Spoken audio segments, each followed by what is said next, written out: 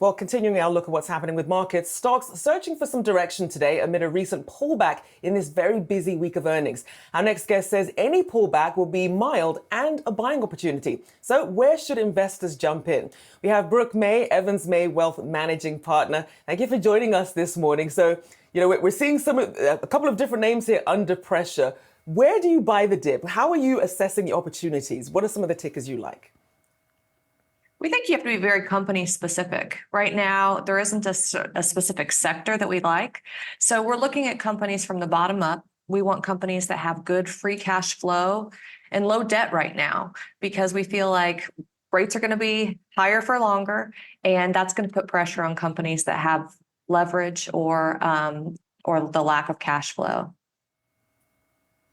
Brooke, I want to go back to what we saw yesterday because, it was surprising to see the kind of sell-off we saw on the back of, reportedly, Fed Chair Jerome Powell's comments, which were basically a reiteration of what was said in the press conference last week. I mean, I'm curious what that says about the jitters that are in the market right now around this rate cutting cycle.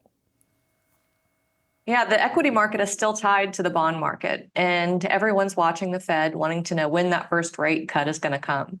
And in the last few weeks, investors went from pricing in an 80% probability of a rate cut in the first quarter of 2024 to now a 50% probability of the first rate cut in May.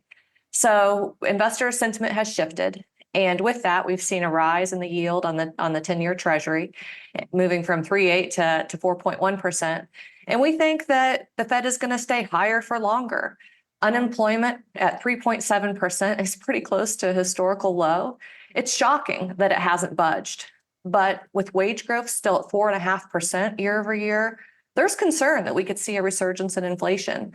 So the Fed doesn't have to hurry. They can be patient. And while the market's still pricing in about 5 rate cuts in 2024, we think it's going to be more like 3.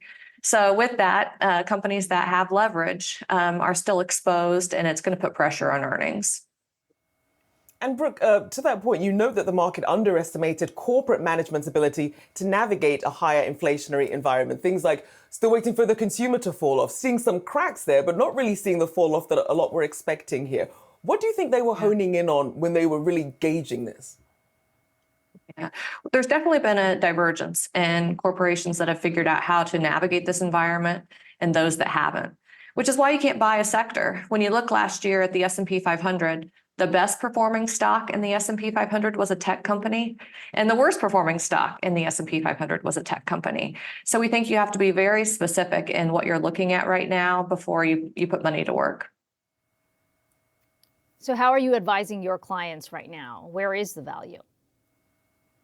We're setting the expectation that volatility has been incredibly low and to expect some volatility. What that catalyst will be, we don't know right now, but any dip we would see as a buying opportunity.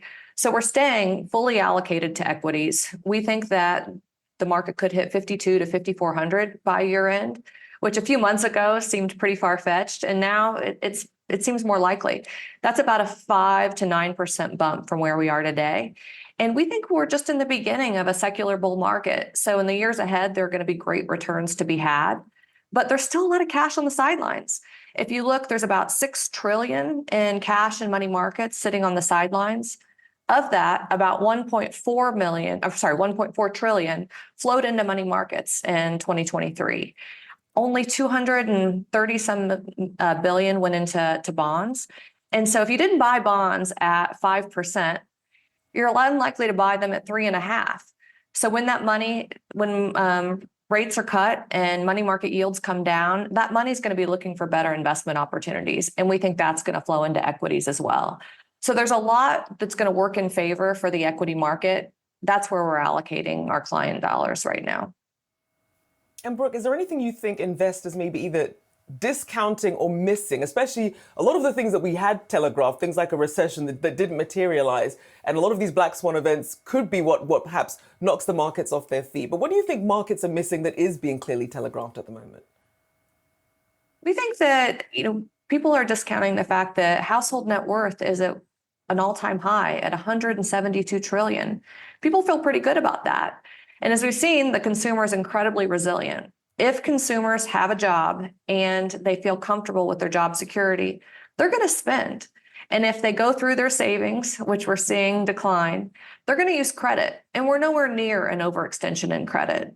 So the consumer is going to continue to keep this economy afloat.